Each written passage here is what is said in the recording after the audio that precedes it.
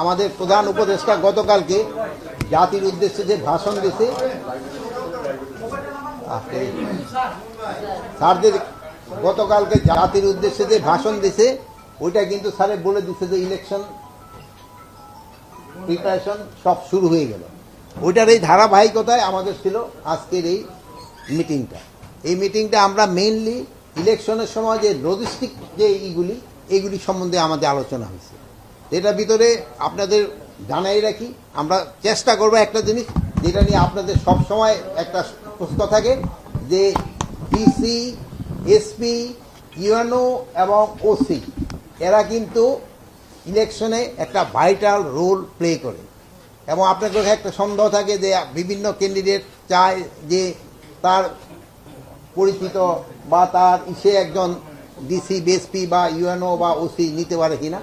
এবার ক্ষেত্রে আমরা একটা ডিসিশন নিয়েছি, এটা স্যারের ইনস্ট্রাকশনের থেকে। এই ডিসিশনটা হলো আমরা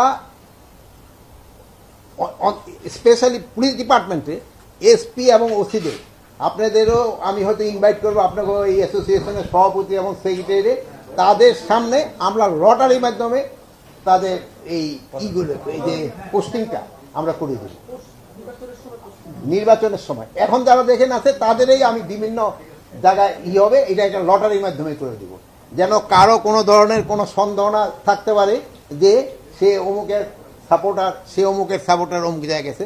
এই ক্ষেত্রে আমি ওই, আপনি তো সভাপতি না, সে আমাকে এখানকার আসে নাই, সেক্রেটারি কি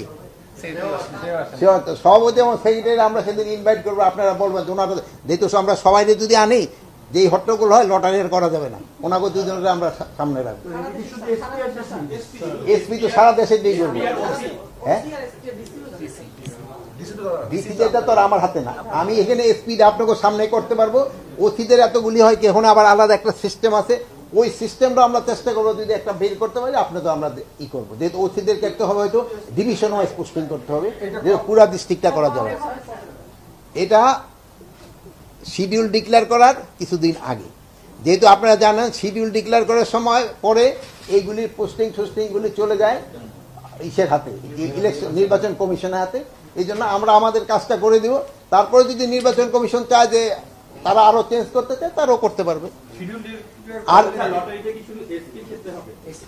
আমি তো অন্যেরটা করতে পারতেছি না, এখানে তো এসপিদের ক্ষেত্রে করবো, পুলিশের ক্ষেত্রে ওসিতেরটাও আমরা করবো, বাট ওসিতেরটা মানে পুরা ডিভিশন ওয়াইজ করতে হবে যেহেতু এতগুলি একসাথে।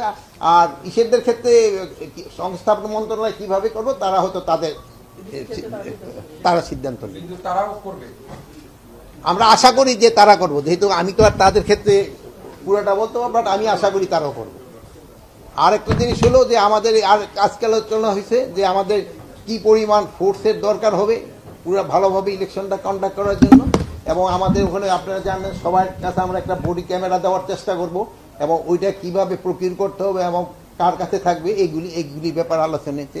অন্যান্য সময় যেমন আপনারা জানেন যে ওই সে প্রিজাইডিং অফিসাররা অনেক সময় অন্যের বাসায় থাকে, এইবার না, তারা যেন ওই সেন্টারে থাকতে পারে, ওখানেই ব্যবস্থা করা হবে, তাদের সাথে পুলিশ আনসার সবাই থাকবে। বডি ক্যামেরা আমরা 47,000 ভোট কেন্দ্রে, প্রতিটা কেন্দ্রে আমরা একটা করে বডি ক্যামেরা দেওয়ার চেষ্টা করব। এই বডি ক্যামেরা থাকবে আমাদের ওখানে যে পুলিশের যে সিনিয়র মোস্ট তার কাছে থাকবে। আর কি কি লজিস্টিক প্রয়োজন হবে যেমন ওইটাতে জানেন।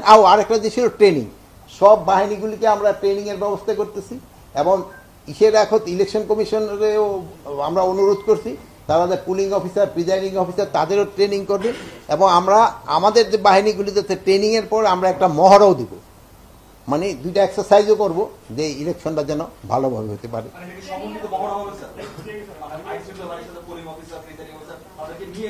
না, আমাদেরটা আমরা করব, তারপরে যদি তাদের সাথে করা যায় তো ভালো, যেহেতু অনেক সময় আছে সবকিছু তো আর করা যায় না। বাট আমি আমাদের ভিতরে যেটা দায়িত্ব ওইটার ক্ষেত্রে আমি বলবো, বাট অন্যটা কিভাবে হবে ওইটা তো আমি এখন করতে পারবো। প্রশিক্ষণ তো অলরেডি আপনারা বলছি এই কথাটা, কিন্তু অনেকে আপনি কোন আপনি তো থাকেন সব সময়, তারপর ভুলে যান কেন?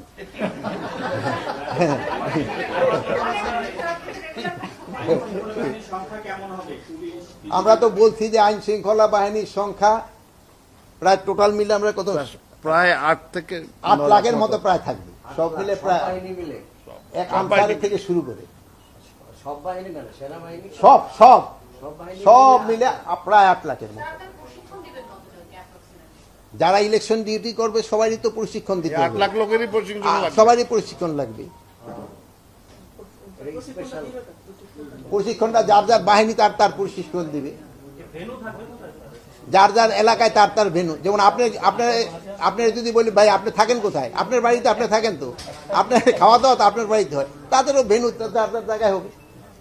স্যার, আজকেও 774 জনের মতো পুলিশ সদস্য কর্মকর্তা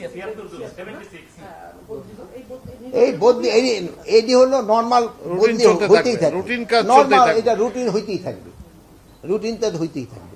আর ঠিক আছে, আপনারা যে ইনিশিয়েটিভ নিচ্ছেন ডিফারেন্ট এবং আশা করছেন সুষ্ঠু নির্বাচনের ক্ষেত্রে, তারপরেও যদি পুলিশের পক্ষপাতিত্বের অভিযোগ বা ভোট কারচুপির সাথে কোনো সংশ্লিষ্টতার আসে, আগে থেকে কি সতর্কতা থাকবে বা কি নির্দেশনা থাকবে? এটার ক্ষেত্রে আপনারা কি সতর্কতা নিতে বলেন।